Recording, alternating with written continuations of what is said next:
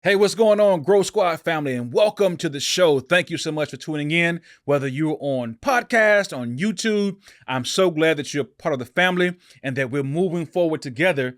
You know what we do every single week? We try to go, grow, and glow every single day. So here's what it is.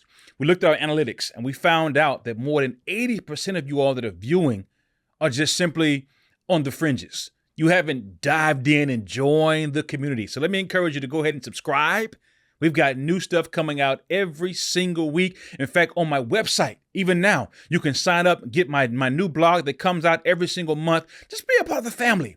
You can get some nice things, some things that are going to help you grow, develop, and become everything that you were born to be.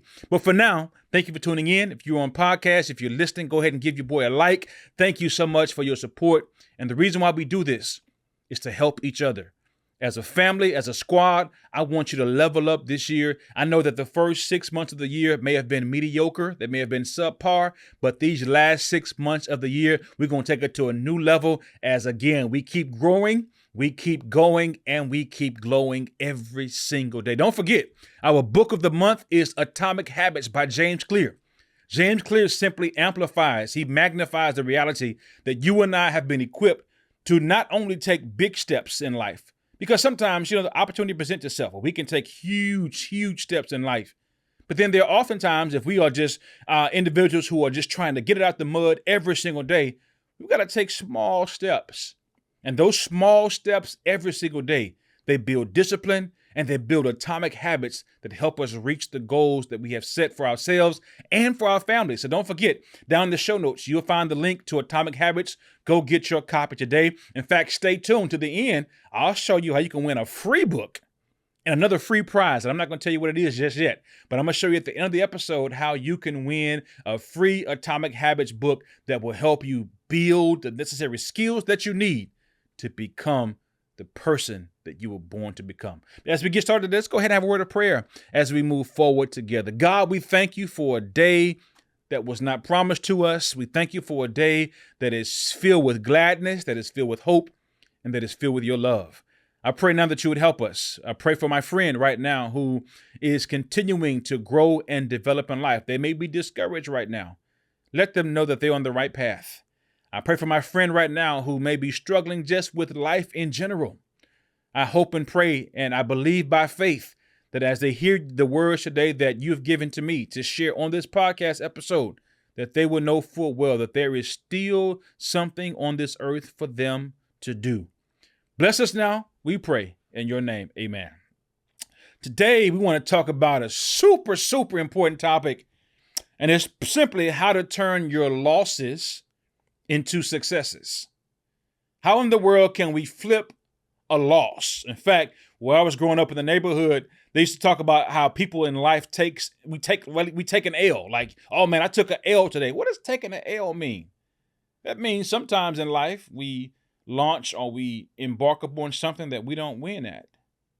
In fact, it's funny to me that as I look at LeBron James, who's a huge topic right now, with his son, Bronny James, being not only, now this is a different phenomenon, not only is Bronny James in the NBA, he's on the same team with his daddy. And a lot of people are saying, man, LeBron James is winning. But you don't know how many losses, he says, he and Bronny had to take before they got to a place where they could be on the same team. One loss he talks about is how Bronny James had a health setback during his freshman season at USC. How he had some heart challenges. That was an L that he took. But he turned that L, right, that loss, into a win.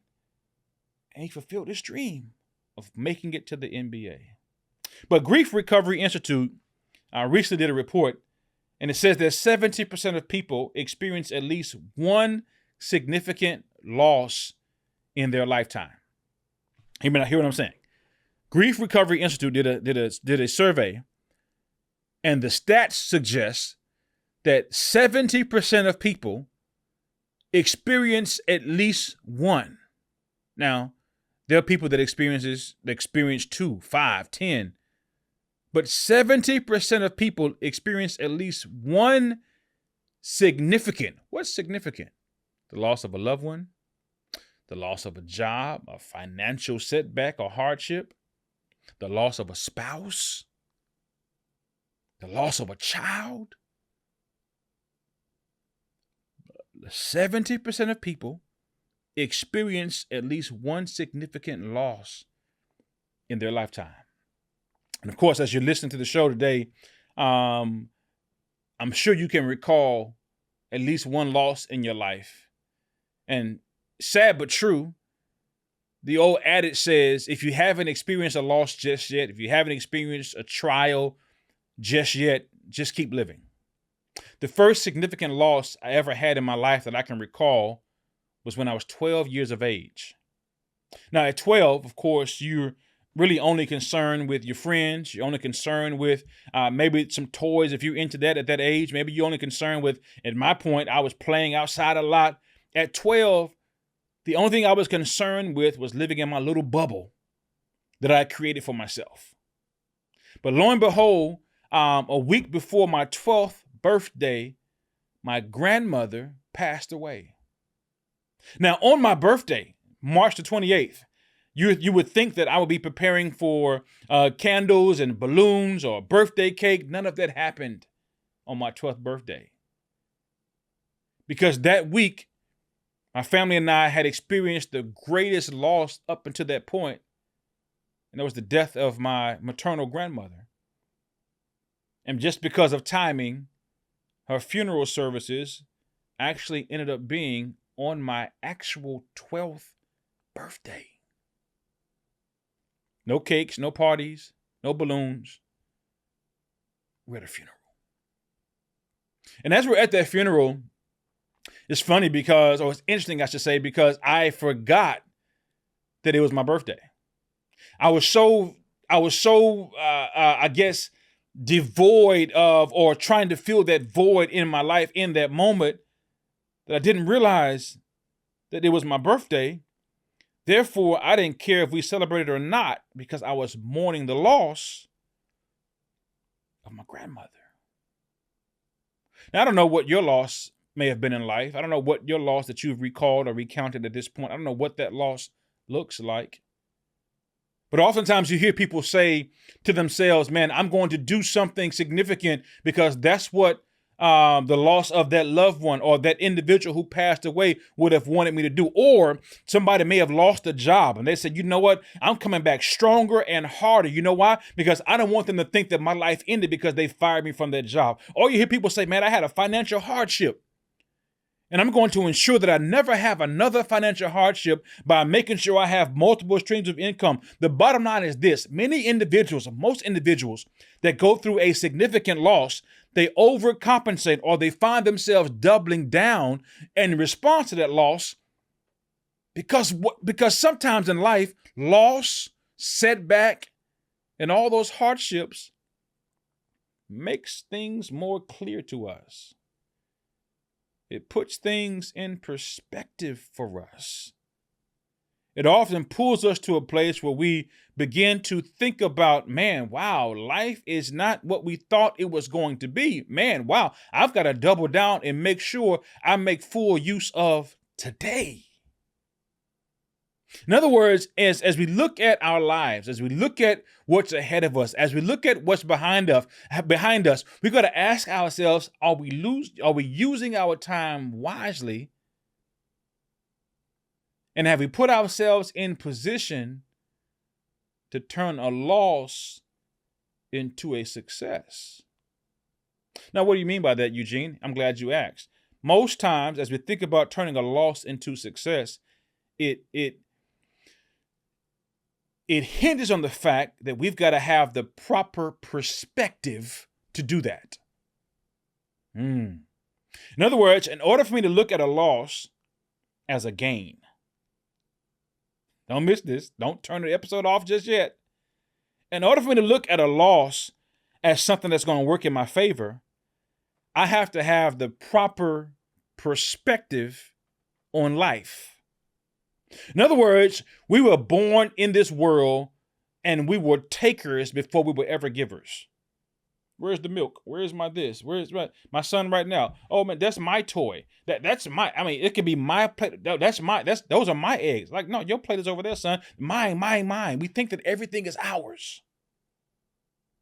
And many times we never ever get to a place where we understand the power of loss and that things are not ours until we finally lose something or lose handle on what we thought was ours. See, there are people right now who have yet to understand the power of turning a loss into a success because we haven't lost anything just yet. But sometimes a loss can be deemed a blessing for us. There are people who I know, man, who got a better handle on God and his presence in their lives after they lost something significant.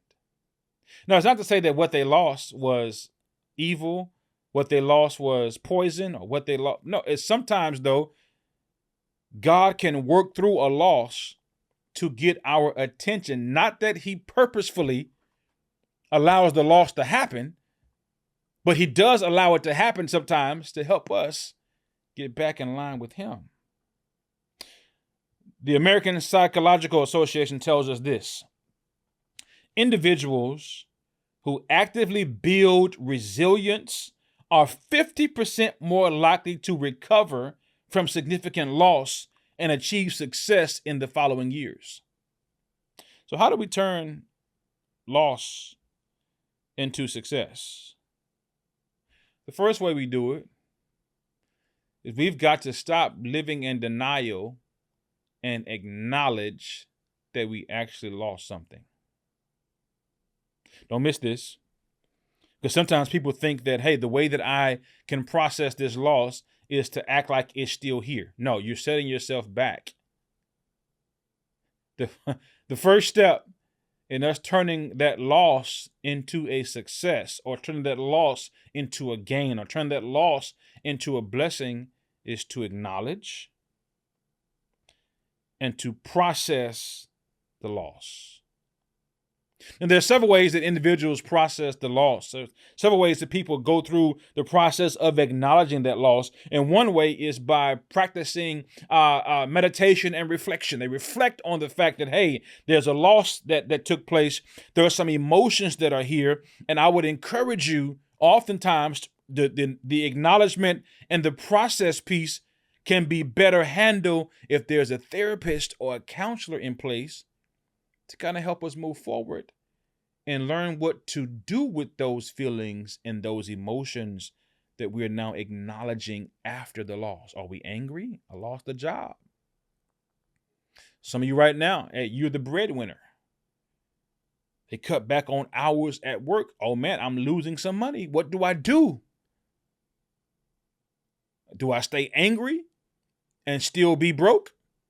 Or do I use now that realization that, hey, I can't depend. These folk can do anything they want to on this job. I've got to find another way to get another stream of income in this house so I never feel the weight or the blow of that financial gap that has now been created because of loss of hours.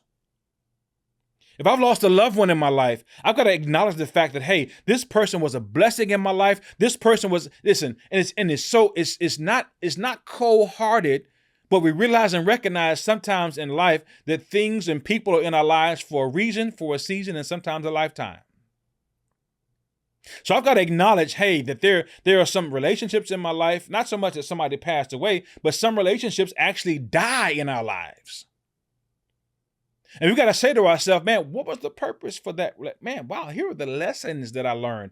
Here are the things that relationship taught me. Here are the things that situation taught me that I'm going to take and apply those lessons to my life for the rest of my life. Even though they may not be here, the lessons will be here for a lifetime. So the first way to turn a loss into a success, or turn a loss into a blessing, and to shift my perspective, is to acknowledge and process the loss. The second way that I can turn that loss into a success is to now set new goals for my life. Yeah. I lost a job. Okay, cool. Got it. And I understand the pain, the power. In 2020, I got a new job. And man, I was excited about this new job. I was excited about being in charge. I was excited about the new responsibility. I wasn't excited about the drive, but I was excited because, hey, there were some new things that were happening in my life that I was excited about turning over to a new chapter, turning over to a new page in my journey in life. And then COVID hit. That job dried up like the Red Sea.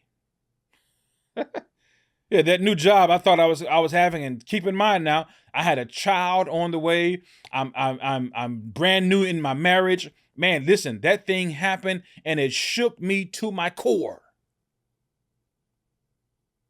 Now, I could sit there and be like, oh man, I'm mad at the company, mad at the organization, upset at COVID, upset at God. I could sit there in my house, eat Twinkies, eat honey buns all day long and just waste time. That's what most people do.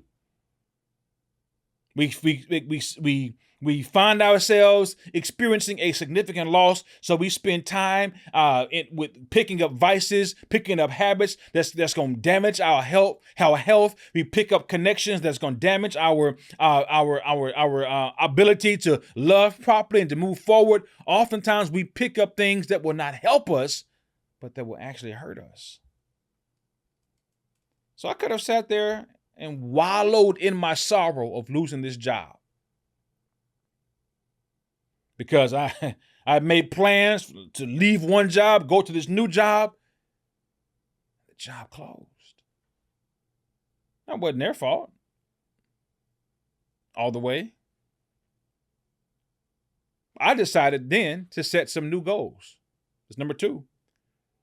If you recall, if you're with me, if you're rocking with me today, you recall that the first way to turn a loss into a success, turn a loss into a blessing, is to acknowledge that I lost something. Don't ignore it. Be real. Keep it 100 with yourself. But then number 2, after I've processed that loss, it's time. I got to set some new goals. What you going to do now, bruh? Oh, Eugene, okay, you lost your job. Ooh, we cried for 2 nights. That's cool. I like Ty Tribbett's song. Ty Tribbett has a song, a nice little beat too. I listen to it in the gym when I'm lifting weights. It's called Only One Night Though. Yeah, you could cry, but only one night though. You could be mad, but only one night though. Right? You can be upset, but only one night. Tomorrow's a new day. In fact, there's a Bible scripture that hinges on this. It says, weeping may endure for a night, but you got to wake up and look for some joy in the morning time. So after you process and acknowledge that loss, what new and exciting SMART goals are you setting for yourself? And we know that SMART simply is the acronym for specific goals, specific, measurable, achievable, relevant, and time-bound goals. What action plans are we putting in place, once again, to say to ourselves? I know another gentleman who put all of his eggs, as they say back in the day, he put all of his eggs in one basket. He, depending on this one stream, this one job, and that job folded. And he said to himself, man, I'm going to put myself in position, set some new goals for me and my family. So if ever I were to lose another job, I've got some things in place I can fall back on. Third thing that you've got to do if you want to turn losses into successes, you've got to learn how to leverage support networks. See, oftentimes you forget and you neglect the fact that you've got a community of people, and one community is called the Growth Squad. We're here.